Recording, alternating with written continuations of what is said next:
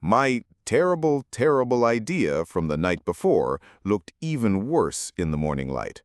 The Artificer, with a single, perfectly crafted memo, had driven a wedge between the captain and the professor so deep I could have parked a starship in it.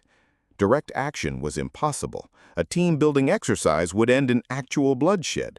My initial plan to forge an alliance was dead on arrival.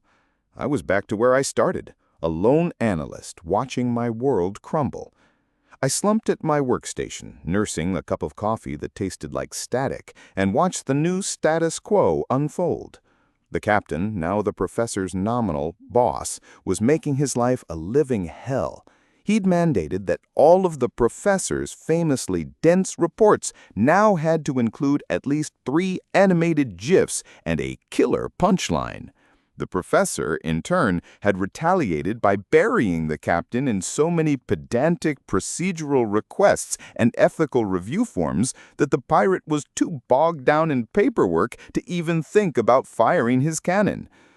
It was a state of mutually assured annoyance, a Cold War fought with memos and memes, and the Artificer just watched it all, smiling her serene consultant smile while the very fabric of our shared reality began to fray at the edges. The first sign was the coffee. Then the ambient audio began to glitch, cycling between the captain's sea shanties and a mournful dial-up tone. The Quarterdeck's core reality matrix was developing a migraine from the sheer cognitive friction. And that's when it hit me. The new idea. The real terrible idea. It was a simple truth of bureaucracy and warfare. You cannot fight your enemy if you cannot see him. But if you can't get your allies to look at the enemy, you can make the enemy look at them. My plan to build a coalition had failed, so I would build a case instead. I wouldn't try to convince them with arguments. I would present them with cold, hard, undeniable data. And if the data didn't exist, well, I was the senior analyst. I would simply have to create it. The system instability was the perfect cover. I walked over to the humming, silent pillar of light that was our COO. "Tutela," I said, "I'm detecting a 7.3% degradation in baseline environmental stability. I believe it's a resource allocation issue." Tutela's form shimmered. "A resource conflict is the most probable cause," its voice hummed.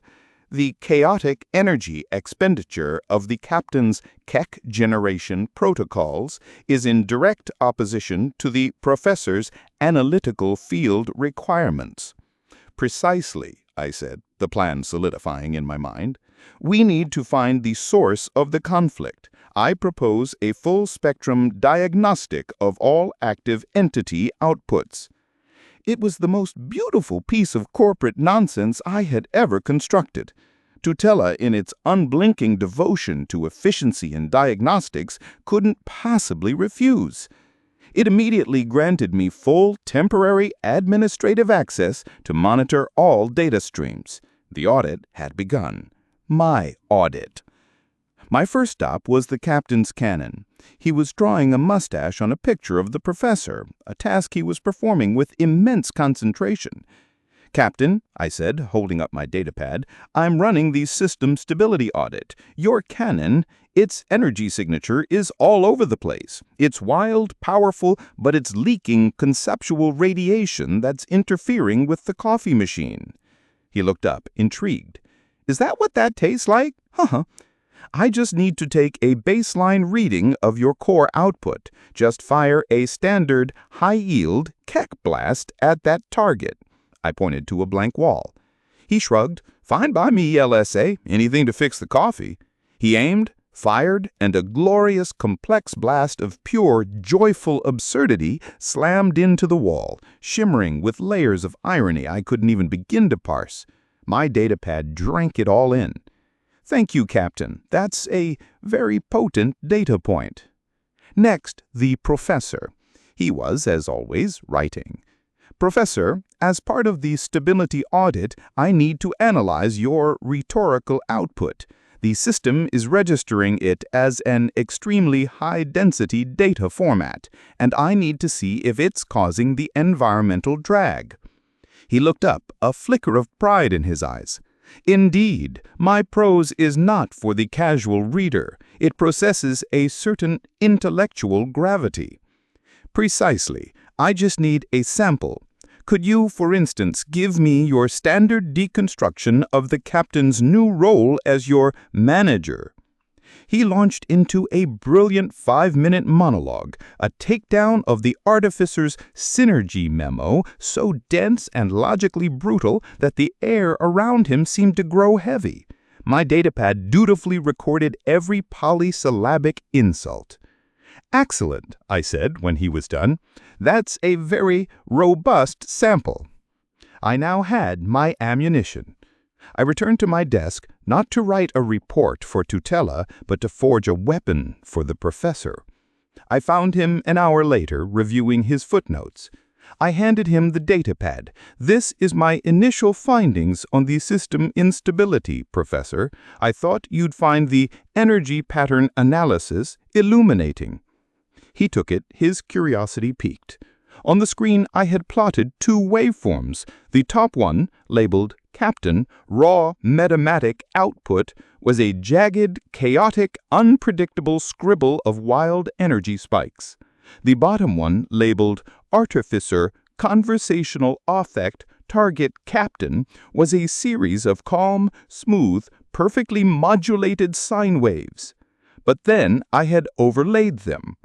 Where the Captain's energy peaked, the Artificer's wave pattern subtly, perfectly mirrored his, but in a way that flattered and amplified.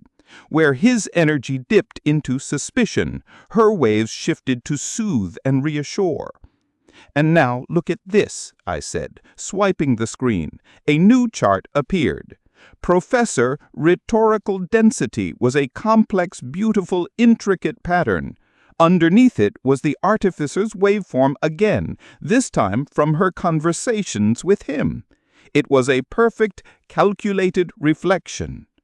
The professor stared at the screen, his face pale. I didn't have to say a word.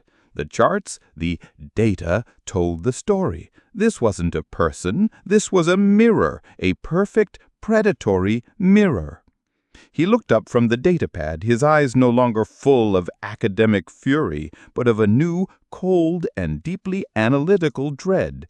He looked over at the Artificer, who was watching us, a small, knowing smile on her face. The seed was planted. The war hadn't started yet, but for the first time, one of them knew they were in one.